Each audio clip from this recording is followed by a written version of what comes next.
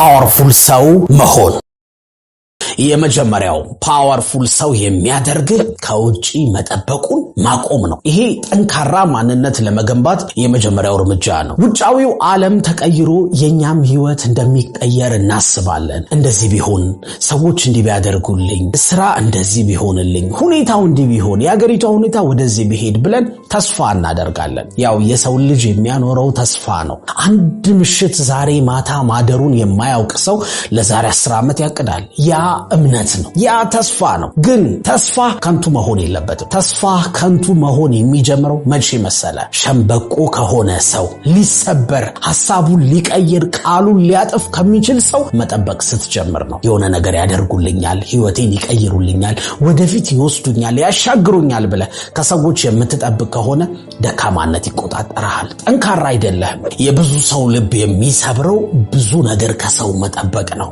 የሆነ ሰው እንዲህ ያደርግልኛል፣ ገንዘብ ይሰጣኛል፣ ይረዳኛል፣ እንድጀምር ያደርገኛል ብሎ ይጠብቃል። ከዛ ያ ሰው በራሱ ዓለም ነው፣ ረስቶታል። ምክንያቱም ሁላችንም እኮ በራሳችን ዓለም ነን። እንዲህ ገጥሟችሁ አያውቅም? ለምሳሌ የሆነ ሰው ቃል ገብቶላችሁ ያንን ነገር ያደርግልኛል ብላችሁ ጠብቃችሁ ከዛ ሄዳችሁ ለዛ ሰው እንዲህ ብለኸኝ እኮ ነበር ያ ነገር እንዴት ሆነ ስትሉት የቱ ምን ብዬ ነበር ብሎ ሙልጭ አድርጎ ሊክዳችሁ ይችላል። ወይ ደግሞ አይ ሁኔታዎች እኮ እንደጠበቅኩት አልሄዱም፣ በቃ ምን ማድረግ ይቻላል ብሎ ቅስማችሁን ሰብሮት ያውቃል። መቼም ሰዎች አይደል? ብዙ ጊዜ እኔ ይሄ ገጥሞኝ ያውቃል። እናንተንም ይገጥማችኋል እርግጠኛ ነኝ። አየህ፣ ሁሉም ሰው በራሱ ዓለም ላይ ነው። ያንተ ችግር ሳይሆን የሚያሳስበው ሁሉም ሰው የራሱ ችግር ነው የሚያሳስበው። እያንዳንዱ ሰው ጫማ ውስጥ ጠጠር አለ። ያንን ጠጠር ስለማውጣት ነው የሚያስበው። ያንተ ጫማ ውስጥ ያለው ጠጠርማ ላንተ ነው ሊያሳስበው የሚገባው። ከሰዎች ብቻ አይደለም፣ ከሁኔታዎች መጠበቅ አቁም። ይሄ ነገር ሲረጋጋ፣ ይሄ እንዲህ ሲሆን እማራለሁ፣ እጀምራለሁ ምናምን አትበል። በትንሹ ጀምር። ለምሳሌ ቢዝነስ መጀመር አስበህ ከሆነ ትልቅ ገንዘብ አውጥተህ ቤት ተከራይተህ አትግባ፣ ግን አትተኛ ቁጭ አትበል። ስለ ቢዝነሱ አጥና፣ ሰዎችን ጠይቅ። ከቻልክ በትንሽ ገንዘብ በትንሽ ስኬል ጀምረው። ቤት ሳትከራይ ንግድ ፍቃድ ሳታወጣ ሞክረው ዝም ብለህ አየር ላይ። ከዛ እንደሚያዋጣ ስታምን ትገባበታለህ። ካለበለዛ ግን አንተ ብትለወጥ ባትለወጥ ጊዜው ይነጉዳል። ሁኔታው ጥሩ እስኪሆን ብለህ አትጠብቅ፣ ያለበለዛ ደካማ ትሆናለህ። አንድ በጣም የሚገርመኝ ጸሐፊ አለ፣ ሊባኖሳዊ ነው፣ ናሴም ታሊብ ይባላልና ብላክ ስዋን የሚባል መጽሐፍ አለው እና ምን ይላል መሰላችሁ? እዛ መጽሐፉ ላይ በ1975 እኔ ወጣት እያለሁ፣ እንግዲህ በፈረንጆቹ ነው ዓመተ ምህረቱ፣ እና እኔ ልጅ እያለሁ ትምህርት ቤት እያለሁ የእርስ በርስ ጦርነት ተፈጠረ። ከዛ በኋላ የአገሪቱ መንግስት ምን አለ? ይችን ጦርነት በ15 ቀናት ውስጥ እንፈጽማታለን፣ ስለዚህ ሁላችንም ተረጋግተን እንጠብቃለን። ከዛ በኋላ ሰዎች ቢዝነሳቸውን አቆሙ፣ አንዳንዶች ትምህርታቸውን አቆሙ። በቃ በ15 ቀን ውስጥ ወደ ነበርንበት እንመለሳለን ብለው። ግን 15 ቀን የተባለው 15 ሳምንት ፈጀ። እንግዲህ ትምህርቱን ያቆመው ቢዝነሱን ያቆመው እለወጣለሁ ብሎ ያሰበ ሁሉ መጠበቅ ያዘ። 15 ሳምንት ብቻ አይደለም 15 ወር አለፈ። አስቂኙ ነገር በ15 ወርም አልተቋጨም፣ 15 ዓመት ፈጀ። የአንድ ጎረምሳ ዕድሜ ማለት ነው። 1975 ጀምሮ 1990 ድረስ ጦርነቱ ተካሄደ። ምን ልላችሁ ፈልጌ መሰላችሁ? ለራሳችሁ ለለውጣችሁ ህይወታችሁን የሆነ ቦታ ለሚወስድ ነገር ቀጠሮ አትስጡ። የሆነ ነገር ይቀየራል ብላችሁ ተስፋ ማድረግ ጥሩ ነው። ተስፋ እያደረጋችሁ ግን አክሽን መውሰድ አለባችሁ። የተግባር ሰው መሆን አለባችሁ። በትንሹ መጀመር አለባችሁ። ያለበለዛ ከሰው የምትጠብቁ ከሆነ ከሁኔታ የምትጠብቁ ከሆነ ወይም ከውጪው ዓለም የሆነ ነገር የምትጠብቁ ከሆነ ደካማ ትሆናላችሁ። መጠበቁን አቁም። ፓወርፉል ትሆናለህ። ሁለተኛው ፓወርፉል የሚያደርግህ ጠንካራ የሚያደርግህ ኃላፊነቱን ውሰድ። ይሄን ሁልጊዜ የምለው ሐሳብ ነው። ሰበበኛ አትሁን። ያንተ ህይወት ላለመቀየሩ፣ የምትፈልገው ነገር ላለመሳካቱ ሌሎችን ተጠያቂ አታድርግ። በቤተሰቤ ምክንያት ነው፣ በሀገሬ ምክንያት ነው፣ በእናቴ በአባቴ ምክንያት ነው የሚል ሰው ብዙ ነው። አንዳንድ ሰው ድሉን ያማርራል። አንዳንድ ሰው ፈጣሪን ሳይቀር ይወቅሳል። በሱ ምክንያት እኮ ነው፣ ስንቴ ጠይቄዋለሁ፣ እምቢ ብሎኝ እኮ ነው፣ አላሳካ ብሎኝ ነው ብሎ የሚያለቅስ ብዙ ሰው አለ። ሰበበኛ ግን መሆን የለብህም። ደካማ የሚያደርግ ሰበበኛ ከሆንክ ነው። እንደውም አንድ በጣም የሚያስቀኝ ምሳሌ አለ። ሰውየው ቦግ ባለ የመንገድ መብራት ስር አጎንብሶ ቁልፍ ይፈልጋል። ቁልፍ ጠፍቶበት እና እየፈለገ ያለ እንዳጋጣሚ አንድ መንገደኛ ሲያልፍ አየውና ጠጋ ብሎ አብሮት ማፋለግ ጀመረ አሳዝኖት ከዛ በኋላ 20 ደቂቃ 30 ደቂቃ ከፈለገ በኋላ መንገደኛው ግራ ገብቶት እኔም ልህ ወንድሜ ይሄን በመሰለ ቦግ ባለ ብርሃን ስር ያንን ቁልፍ ፈለግ ነው የለም እኮ የት ነው የጣልከው ታቋለ የጣልክበትን አለው ሰውየው ምን አለው መሰላችሁ እሱማ ቁልፉን የጣልኩት እኮ እዛ ጨለማ ውስጥ ነው ግን እዛ ጋር ለመፈለግ አይመችም እቺ ቦግ ያለሽ ብርሃን ስለሆነ ለመፈለግ ይመቻል ብዬ ነው አለው ታዲያ አስቡት ቁልፉን ያገኘዋል ሰውዬ ለሊቱን ሙሉ ቢፈልግ አያገኘው ምን መሰላችሁ አንተም ትልቁ ችግር ያለው ውስጥህ ነው ነገር ግን ለማሳበብ በሰዎች ሰበብ ለማድረግ ግን ቀላል ስለሆነ መፍትሄውን ከውጭ ትፈልጋለህ የሆነ ሰው እኮ ነው እንዳለለወጥ ያደረገኝ ቤተሰቤ እኮ ነው ትላለህ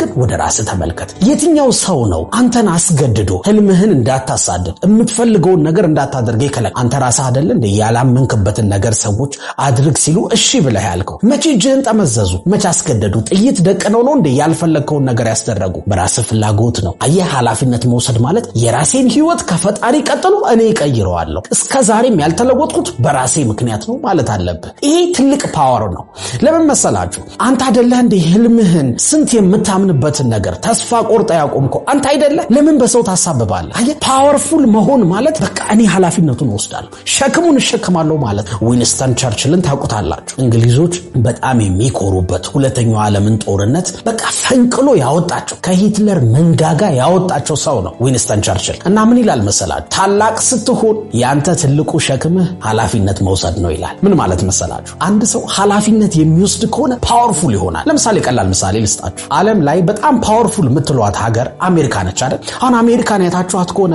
በማያገባት ሁሉ ትገባለች የራሷን ጣጣ ጨርሳ ለምሳሌ እዚህ ምስራቅ አፍሪካ እኛ ሀገር እንግዲህ የአፍሪካ ቀንድ ላይ አንድ የሆነ ነገር ኮሽ ሲል መግለጫ ታወጣለች የፌደራል መንግስት ከክልል መንግስት ጋር ተስማማ እንዲህ አድርግ እንዲሁን እያለች በማያገባት ሁሉ ትገባለች የዓለም ፖሊስ አድርጋ ነው ራሷን የምታየው እሷ ለራሷ ጂኦፖለቲካል ኢንተረስት ሊሆን ይችላል ግን አንድ የምንወስደው ነጥብ አለ እዚህ ጋር አሜሪካ ፓወርፉል ስለሆነች ለራሷ ጥፋት ብቻ አይደለም ሌሎች ለሚያጠፉ ጥፋት ሳይቀር ኃላፊነት ትወስዳለች በማያገባ ገብታ ልታስታርቅ ትሞክራለች ዝም ብላችሁ አስቡት አንተም ለምሳሌ እኔ ያልተለወጥኩት በሌሎች ሰዎች ምክንያት ነው በሀገሬ ምክንያት ነው በቤተሰቦቼ ምክንያት ነው በጓደኞቼ ምቀኝነት ነው ካልክ ትልቁን ፓወር ለነሱ እየሰጣቸው ነው በቃ አንተ አትቀየርም እነሱ ካልተቀየሩ እኮ ማለት ነው አንተ ደካማ ነህ አቅም የለህም በራስህ ህይወት ላይ ማዘዝ አትችልም ማለት እኮ ነው ለሌሎች ፓወር እየሰጣቸው ነው በቃ ለምን እነሱ እንዲህ ስላደረጉኝ ያልተቀየርኩት ካልክ ስለዚህ እኔ ግን በራሴ ጥረት ከፈጣሪ ቀጥሎ ራሴ ለውጣለሁ ስትል ግን ፓወሩን እጅህ ውስጥ ከተትከው የመርከብ ካፒቴን አንተ ሆንክ ለዛ ነው ኃላፊነት መውሰድ ያለብህ እንካራ ማንነት ተፈላጊ ሰው መሆን ከፈለክ በቃ ኃላፊነት መውሰድ አለብህ ያኔ ለውጥ ይጀምራል ስትለወጥ የናቁ ሰዎች ዞር ብለው ያላዩ ሰዎች ምን እናግዝ አብረን እንስራ ይሉሃል ዞር ብለውም አንድ ቀን ስልክ እንኳን ያልደወሉ ሰዎች አፈላልገው ምክንያት ፈልገው አብረን እንስራ ይሉሃል አየህ ማንንም ሰው የሚንቀሳቀስን እንጂ ቁጭ ያለን ሰው አይወድም ቢዚ ስትሆን ነው የሥራ እድል ራሱ የሚበዛው አንተ ምንም ስራ በሌለ ሰዓት ስራ ፈተህ ቁጭ ባልክበት ሰዓት የትኛው እድል በርህን አንኳኩቶ አይመጣም ራስን በሚጠቅም ነገር ቢዚ ስታደርገው ግን ፈላጊ ብዙ ነው ኃላፊነቱን ውሰድ ያልተቀየርከው በሌሎች ምክንያት አይደለም በራስ ምክንያት ነው ያኔ ፓወርፉል ትሆናለህ ሶስተኛው ፓወርፉል የሚያደርግ በጣም የምወደው ሐሳብ ቢፍሌክሲብል ነው ቢፍሌክሲብል ማለት ተለዋዋጭ ሁን ማለት ደረቅ አትሁን ማለት ነው አንድ ምሳሌ ልስጣችሁ እንግዲህ ኬሚስትሪ ስንማር ወይ ደግሞ እንደምታውቁት እዚህ ዓለም ላይ በጣም ጠንካራው ቁስ ማን ነው ጠንካራው ሰብስታንስ ወይ ጠንካራው ዕቃ ምንድነው ሲባል ብዙ ጊዜ መልስ የምንሰጠው ዳይመንድ ነው እንላለን አይደል ዳይመንድ ከብረት ይጠነክራል ከወርቅ ይጠነክራል አይደል ስንማርም ግን ከዳይመንድ በላይ የሚጠነክር ሰብስታንስ እኮ አለ በነገራችን ላይ ምንድነው ካላችሁኝ ውሃ ነው ምን ማለት መሰላችሁ አንድን ውሃ በጣም ቀጭን በሆነች 5 ሚሊ ሜትር ነው 15 ሚሊ ሜትር በሁለቱ ኖዝል ውስጥ በጣም ቀጭን በሆነች ኖዝል በኃይለኛ ፕሬሸር በኃይለኛ ግፊት ካለፈ ያ ውሃ የማይሰብረው ነገር የለም እኩል የማይሰነጥቀው ነገር የለም በጣም ፓወርፉል ነገር ነው ውሃ በቀዳዳ ውስጥ ሲያልፍ ግን ውሃ እኮ ፈሳሽ ነው አቅም የለውም ታዲያ ለምንድነው ከዳይመንድ በላይ ፓወርፉል የሆነው ካላችሁ ውሃ ሁልጊዜም ፍሌክሲብል ስለሆነ ነው ለምሳሌ ውሃን ብርጭቆ ስትከቱት የብርጭቆውን ቅርጽ ይይዛል ሶሊድ አይደለም ደረቅ አይደለም ግትር አይደለም ማቅረቢያው ስትከቱት የማቅረቢያውን ቅርጽ ይይዛል ጣሳው ስትከቱት የጣሳውን ቅርጽ ይይዛል አንተም በህይወት እንደ ውሃው በተለያዩ ቦታዎች ውስጥ መልመድ የምትችል ራስን የምትቀይር ተራማጅ መሆን አለብህ በቀላሉ ምን ማለት ይመስላችሁ? ደረቅ አትሁን። ያመንክበትን ነገር ለመቀየር የሚያሳምንህ ነገር ከመጣ ሰዎችን ለመስማት ክፍት ሁን። ሰዎችን ካደመጥካቸው በኋላ ካሳመነህ የሚጠቅም ከሆነ ተቀበለው፣ አድርገው። ለምን ጥላትህ አይሆንም? የሚጠቅም ነገር ከነገረ ስማ፣ ድፍን አትበል። ለምን መሰለ? አንተ ኦፕን ስትሆን፣ አዲስ ነገር ለማወቅ ለመማር ፍቃደኛ ስትሆን የሐሳብ ብፌ ታነሳለህ፣ የእውቀት ብፌ ታነሳለህ፣ ቶሎ ትለወጣለህ። እንደውም 48 rules of powerን የጻፈው ሮበርት ግሪን ምን ይለናል መሰላችሁ? 48ቱን ህጎች ተዋቸው፣ እርሳቸው። እኔ 48ቱን ጠቅልሎ ያዘ አንድ ህግ ልንገርህ ይላል። ህጉ ምን መሰላችሁ? ቢ ፎርምለስ ይላል። ምን ማለት ነው? በቃ ፎርምለሱን፣ ቅርጽ አልባሁን። ይሄ ማለት ግን ይኸውልህ የራስህ አቋም የራስህ ፕሪንሲፕል አይኑርህ ማለት አይደለም። ግን በገባህበት ቦታ ላይ በምታያቸው ነገሮች በምትሰማቸው ነገሮች አንተ መርማሪ መሆን አለብህ፣ አዳማጭ መሆን አለብህ። እኔ አልሰማም ማንንም አልለወጥም በቃ አልማርም የምትል ሰው መሆን የለብህም። እንደውም ክፍት መሆን አለብህ፣ ተማሪ መሆን አለብህ። ለመማር ለመለወጥ፣ ሐሳብህን ለመቀየር፣ አመለካከትን ለመቀየር ክፍት መሆን አለብህ። እንደውም ተማሪ ካለ አስተማሪ የትም ቦታ አለ አይደለም ይባላል። ያኔ ፓወርፉል ትሆናለህ፣ ጠንካራ ትሆናለህ። ሐሳብህን የማትቀይር ግትር ከሆንክ ግን አትለወጥም። አንድ ወግ አጥብቅ የሆነ ግትር የሆነ ሰው ለመለወጥ 10 ዓመት ቢፈጅበት፣ አንድ ፍሌክሲብል የሆነ ደግሞ ነገሮችን ለመስማት አዲስ ነገር ለመልመድ ለመማር ክፍት የሆነ ሰው ግን ምናልባት በአንድ ዓመት ውስጥ ሊቀየር ይችላል። ለዛ ነው ቢ ፎርምለስ ወይም ፍሌክሲብል ተለዋዋጭ ሁን የምላችሁ። ወደ ቀጣዩ እንለፍ።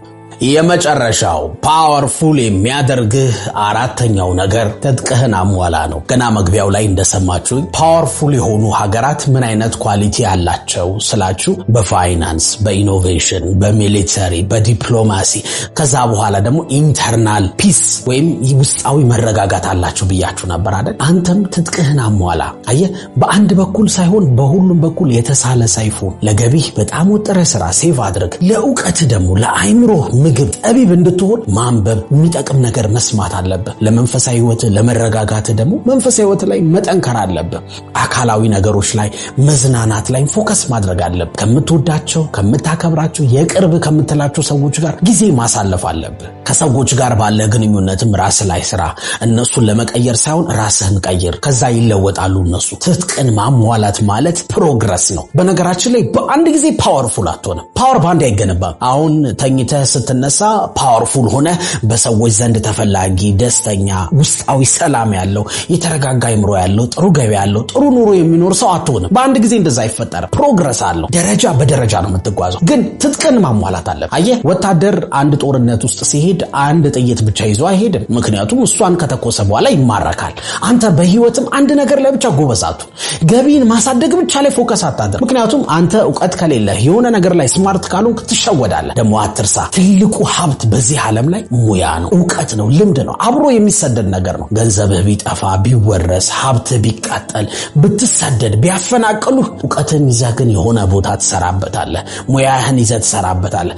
የማይለወጥ የማይቀየር ማንነቶች ላይ ፎከስ አድርግ። ራስን መገንባት ማለት እሱ ነው። ሌሎች ሰዎች ሾርት ካቶችን ሲያሳድዱ እኔ ዋናው የትንፍጩ ዱቄቱን አምጩ የሚል አመለካከት ኖሯቸው ዋናው ባክተፍ ተፍ ብለው የሆነ ነገር ማግኘት ነው የሚሉ ሰዎችን አትከተል። ለምን መሰለህ? ሾርት ከትን መጥላት አለብህ። ንፋስ ያመጣው ነገር ንፋስ ይወስደዋል። አንተ ግን በጥረት በጥንካሬ የምታመጣቸው ነገሮች ለረጅም ጊዜ ይዘልቃሉ። አሸዋ ላይ የተገነባ ነገር በነፋስ በጎርፍ ይወሰዳል። አለት ላይ የተገነባ ነገር ግን ለረጅም ዘመን ይቆያል። ትጥቅህን ስታሟላ በየቀኑ በፕሮግረስ መሆን አለበት።